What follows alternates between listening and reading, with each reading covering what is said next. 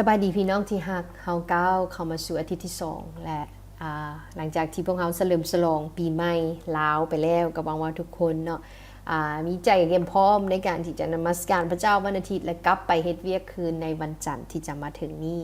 บทเรื่องที่เฮาจะสืบต่อเรียนนำกันก็คือการข่มเหงเพื่อจุดประสงค์หัวข้อในมื้อนี้ที่ข้าพเจ้าจะนำมาแบ่งปันคือการที่เฮาจะตอบรับต่อความฮัก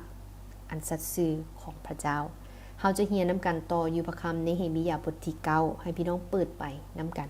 ข้าพเจ้าจะอ่านอยู่ในข้อที่31-32แต่ย้อนพระเมตตาทรงยิ่งใหญ่หลาย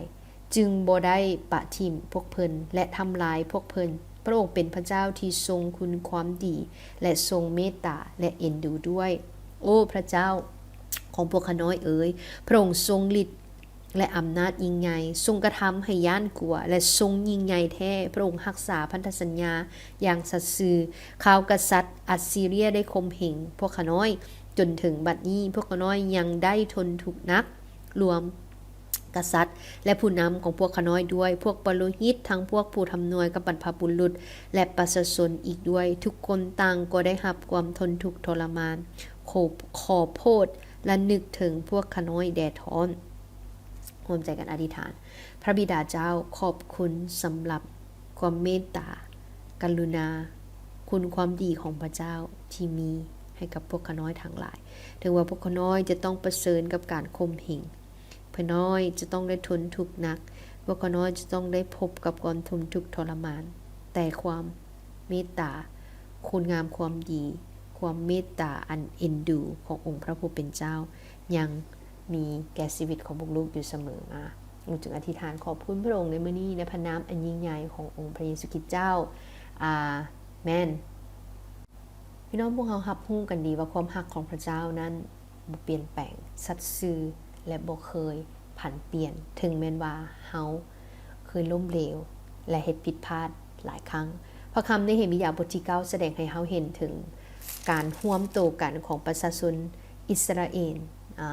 ที่สารภาพบาปของพวกเขาต่อกับองค์พระผู้เป็นเจ้าและพวกเขาระลึกถึงสิ่งที่พระผู้เป็นเจ้ามีความเมตตาเอ็นดูกรุณาแก่พวกเขาที่ผ่านมามันนำไปสู่การที่พวกเขาจะได้จดจ่อบางทีการกระทำอันยิ่งใหญ่ของพระเจ้าฤทธานุภาพของพระเจ้าและพระสัญญาของพระเจ้าและความอดกั้นของพระผู้เป็นเจ้าที่มีแก่คนที่บ่เชื่อฟังพระองค์อีกหลายครั้งหลายคนการตอบรับถึงความสัตย์ซื่อขององค์พระผู้เป็นเจ้าและความเมตตากรุณาของพระเจ้านี้มันแสดงให้เฮาเห็นว่าเฮาควรจะตอบรับแนวใดเมื่อประชาชนอิสราเอลเฮ็ดให้เฮาเห็นว่าเขาเจ้าเฮ็ดโดยการสารภาพเฮ็ดโดยการให้คำมั่นสัญญาซึ่งทั้งสองอย่างนี้เป็นสิ่งที่พระผู้เป็นเจ้าพอพระทัยและพระองค์จะได้รับเกียรติและจะนำพาเฮาให้มีความสัมพันธ์ที่แน่นแฟ้นกับพระเจ้าคือมือทำอิทธิข้าพระเจ้าแบ่งปันเฮาเห็นถึงชาวอิสราเอลเขาเจ้าสารภาพการบาปและเขาเจ้ารับรู้ถึงพระคุณความเมตตาของพระเจ้าและบทที่9นี้ก็เว้าอันเดียวกันหลังจากที่พวกเขาพบการข่มเหงพบความทนทุกข์ทรมานพระเจ้ายังสำแดงความอดกั้นบ่ได้ลงโทษพวกเขาถึงว่าพวกเขาได้เฮ็ดผิดพลาดไปและสุดท้ายละชาวอิสราเอลจึงได้หากันมาเต้าโฮมกันสารภาพความผิดบาปนั้นต่อกับพระองค์ความผิดบาปของพวกเขาและความผิดบาปของบรรพบุรุษของพวกเขารับรู้ได้เลยว่าการกระทำที่พวกเขาเฮ็ดนั้นเป็นการที่ทรยศพระเจ้าเป็นการที่หักหลังพระเจ้าเป็นการที่บ่ให้เกียรติพระเจ้าแต่พระเจ้ายังเมตตาและเอ็นดูพวกเขามีสิ่งใดในชีวิตบ่ที่ผ่านมาที่พี่น้องได้เคยเฮ็ดผิดซ้ำแล้วซ้ำอีกซ้ำแล้วซ้ำอีกแต่ความเมตตาเอ็นดูของพระผู้เป็นเจ้ายังมีแก่ชีวิตของพี่น้องเสมอการสารภาพบ่เป็นเพียงแต่เฮายอมรับสิ่งที่เฮาได้เฮ็ดผิดลงไปแต่การสารภาพเป็นการที่เฮาเข้าใจว่าความสัตย์ซื่อของความหักของพระผู้เป็นเจ้ายังมีให้แก่ทุกคนที่ได้เฮ็ดผิดพลาดขอให้เฮาระลึกถึงสิ่งที่พระผู้เป็นเจ้าทรงกระทำอันยิ่งใหญ่พระองค์ได้นำชาวอิสราเอลออกมาจากอียิปต์พระองค์ได้จัดเตรียมมานาและน้ำให้กับพวกเขาในถิ่นแห่งแรงกันดารพระองค์ยังให้พวกเขาได้ก้าวไปสู่ดินแดนแห่งพันธสัญญาอันนั้นเป็นการที่เราได้เห็นถึงความเมตตาของพระเจ้าที่มีแก่ทุกคนที่กลับใจใหม่การสารภาพกลายเป็น สิ่งที่จะนำพาให้เฮาได้ยอมรับถึงความเมตตาอันยิ่งใหญ่ของพระเจ้าและเฮารับรู้ว่าความรักของพระผู้เป็นเจ้ายิ่งใหญ่กว่าความล้มเหลวที่เฮาเคยมียิ่งใหญ่กว่าความผิดบาปที่เฮาเคยเฮ็ดเมื่อเฮาตอบรับต่อความรักของพระผู้เป็นเจ้าโดยการยอมรับความผิดและสิ่งที่เฮาได้เคยเฮ็ดผิดพลาดไปเฮากำลังบอกถึงพระเจ้าเฮากำลังบอกว่าพระเจ้ามีความสัตย์ซื่อและพระองค์บ่เคยเปลี่ยนแปลงพระองค์จะเอ็นดูสงสารและความเมตตาอันยิ่งใหญ่ของพระองค์นั้นจะบ่ปะทิ่มพวกเฮาการสารภาพการบาปจึงกลายเป็นประตูที่จะเปิดหนทางให้พวกเขาได้รับการเปลี่ยนแปลงใหม่และได้รับการฟื้นฟูจากภายในสู่ภายนอกมีสิ่งใดแน่ที่พระเจ้ากำลังนำให้พี่น้องได้คิดถึงสิ่งที่พี่น้องได้เฮ็ดผิดพลาดไปในอดีตและมื้อนี้พระเจ้าอยากนำพี่น้องให้มาสารภาพสิ่งนั้นกับพระองค์ให้พี่น้องขอฟังให้พี่น้องได้ฟังเสียงของพระเจ้านำกันในมื้อนี้และสุดท้ายคำมั่นสัญญาที่จะ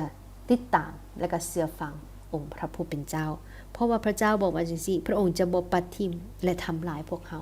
ฉะนั้นเมื่อเฮาฮู้ว่าพระเจ้าบ่ปะทิ่มแล้วบ่ทำลายพวกเขาแล้วชาวอิสราเอลกำลังบอกว่าเขากำลังมีคำปฏิญาณตนที่จะติดตามองค์พระผู้เป็นเจ้าองค์นี้เขากำลังซอกหาพระผู้เป็นเจ้าเพื่อจะได้รับ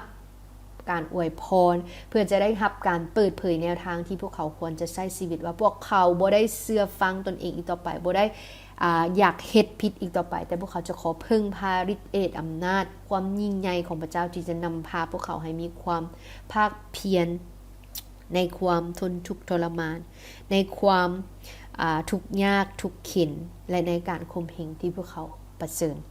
ฉะนั้นการมีคำมั่นสัญญานี้เป็นการที่เราตอบรับต่อพระสัญญาของพระเจ้าโดยการกระทำที่นำไปสู่การเชื่อฟังและการอุทิศตนเมื่อเรารับรู้ถึงฤทธานุภาพขององค์พระผู้เป็นเจ้าความยิ่งใหญ่ของพระองค์ความเมตตาและกรุณาของพระองค์นั้นมันควรนำพาเราไปสู่การไว้วางใจเชื่อฟังและเฮ็ดตามพระดำรัสของพระองค์และให้เราเชื่อวางใจพระเจ้าในการจัดเตรียมที่พระองค์จะทรงนำมาให้สำเร็จให้กับชีวิตของพวกเขาเมื่อเราตอบรับต่อความรักขององค์พระผู้เป็นเจ้าโดยการดำรงชีวิตติดตามพระองค์ในแต่ละวันใช้ชีวิตอยู่ตามการทรงนำของพระเจ้าแสวงหาวิธีทางที่จะถวายเกียรติให้แก่พระองค์ในทุกๆการตัดสินใจของพวกเขาแล้วเขากำลังบอกกับพระเจ้าให้รู้ว่าคำมั่นสัญญาที่พวกเขาได้เฮ็ดนี้มันออกมาจากความขอบพระคุณต่อความรักเอ็นดูและเมตตาที่พระองค์มีแก่พวกเขาทั้งหลายในมื้อนี้บ่ว่าเขาจะพบการข่มเหงพบการทนทุกข์ทรมานหรือความทนทุกข์หนักใจก็ตามให้เฮาได้มอบสิ่งนั้นไว้กับพระเจ้าแล้วรับเอาความรักความเมตตาความเอ็นดูของพระเจ้าเข้ามาในชีวิตของเฮาพระคำในเฮเมียานี้กำลังสอนให้เฮาได้เห็นว่าความรักของพระผู้เป็นเจ้านั้นบ่เคยล้มเหลวเลยถึงว่าเฮาจะล้มเหลวหลายครั้งแต่พระเจ้าบ่หยุดที่จะเมตตาเอ็นดูเฮาและรักพวกเฮาขอให้เฮาได้ตอบรับกับความรักของพระเจ้าด้วยการสารภาพยอมรับความผิดของเฮาและรับเอาความเมตตาของพระองค์และนำไปสู่การให้คำมั่นสัญญาว่าเฮาจะดำรงชีวิตในความสัตย์ซื่อที่จะเชื่อฟังพระเจ้าเพียงผู้เดียวเมื่อเฮามีทั้งการสารภาพและคำมั่นสัญญามันเป็นการที่เฮาพึงพาพระเจ้าและเฮาอยากมีความสัมพันธ์กับพระเจ้าองค์ทรงสัตย์ซื่อในทุกๆหุ่นคนตลอดไปเฮาร่วมใจกันอธิษฐานพระบิดาเจ้าลูกขอบคุณพระองค์ขอบคุณที่ความรักของพระผู้เป็นเจ้าสัตย์ซื่อมั่นคงบ่เคยเปลี่ยนไปและพระองค์บ่เคยปะทิ่มพวกเขาหรือทำลายพวกเขาเลยในเวลาที่พวกเขาอ่อนแอในเวลาที่พวกเขาล้มลงพระเจ้ายังเหมือนเดิมขอบคุณที่พระเจ้าจะทรงนำพาพวกลูกที่จะสารภาพความผิดบาปนั้นต่อพระองค์อย่างสัตย์ซื่อและไว้วางใจในความเมตตาของพระองค์ขอพระเจ้าจงประทานกำลังประทานความปรารถนาในชีวิตของพวกลูกในการที่จะจดจ่ออยู่กับองค์พระผู้เป็นเจ้าอย่างหมดจิตหมดใจหมดกำลังและหมดความคิดและให้เฮาได้ใช้ชีวิตโดยการเชื่อฟัง